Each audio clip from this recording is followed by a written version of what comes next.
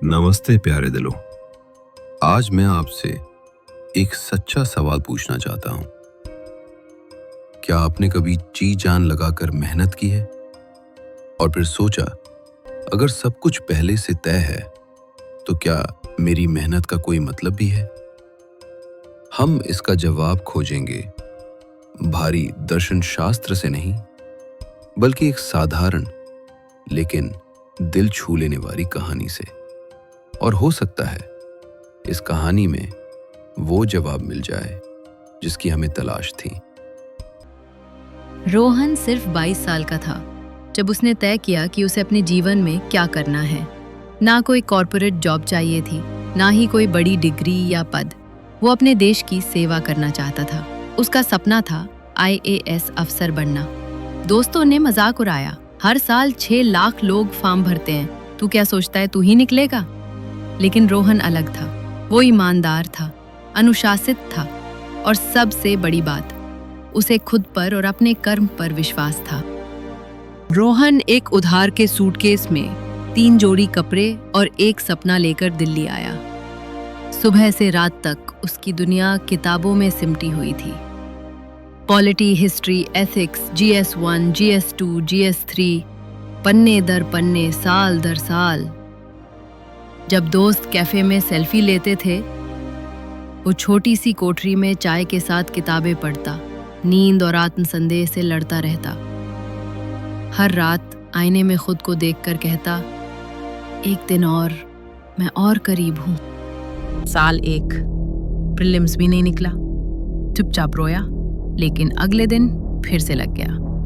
साल 2 प्रीलिम्स निकला, मेंस भी, लेकिन इंटरव्यू में रह गया। माँ ने कहा, कोई बात नहीं, अगली बार। आंखें सूखी थी पर अंदर कुछ टूट गया था। साल 3 कट ऑफ से सिर्फ 2 नंबर से चूक गया, सिर्फ 2। उस रात वो टूट गया, ना रोया ना चीखा, बस छत को घूरता रहा। क्यों भगवान इतना कठोर क्यों? मैंने तो अपना कर्म किया, अगर फल मेरा है ही नहीं तो फिर कोशिश का क्या मतलब?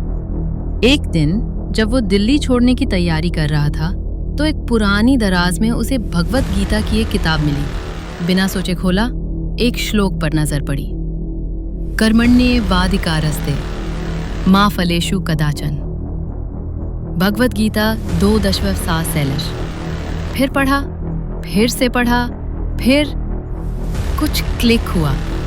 उसे एहसास हुआ वो नसीब से नहीं हार रहा था, वो तो परिणाम से जुड़ाव की वजह से दुखी था। उसने ठान लिया, एक आखिरी प्रयास करूंगा, लेकिन इस बार बिना डर के, पूरे मन से और फल की चिंता किए बिना। अब वो फिर से वही रूटीन करने लगा, पर इस बार कुछ अलग था। वो ज्यादा मुस्कुराता था। कट ऑफ्स, प्रेडिक्शन, वीडियोस, अफवाहें सब छोड़ दिया। अब परीक्षा दी, शांति से, समर्पण से और विश्वास से। आंसर की तक नहीं देखी, बस आगे बढ़ गया। और फिर एक सुबह फोन पर नोटिफिकेशन आया, UPSC 2025 रिजल्ट्स आउट। कांपते हाथों से PDF खोला, एयर 17 रोहन आर नायर। इस बार भी आंसू निकले, लेकिन दर्द के नहीं, शांति के थे। हेलो दोस्तों, आशा है ये कहानी आपके दिल को छू गई, क्योंकि कई बार जिन जवाबों की हम तलाश करते हैं वो हमारी ही यात्रा में छिपे होते हैं। आपकी मेहनत कभी बेकार नहीं जाती। जो भी आप ईमानदारी से करते हैं वो आपको बनाता है, मजबूत करता है और आकार देता है। फल जरूर मिलेंगे, शायद देर से, शायद अलग रूप में, लेकिन मिलेंगे जब आप उसके लायक बनेंगे। जैसे श्री कृष्ण ने अर्जुन से कहा था, कर्म करो विश्वास से, परिणाम की चिंता मत करो, क्योंकि जब आप फल छोड़ देते हैं तो फल खुद आपके पास आ जाता है।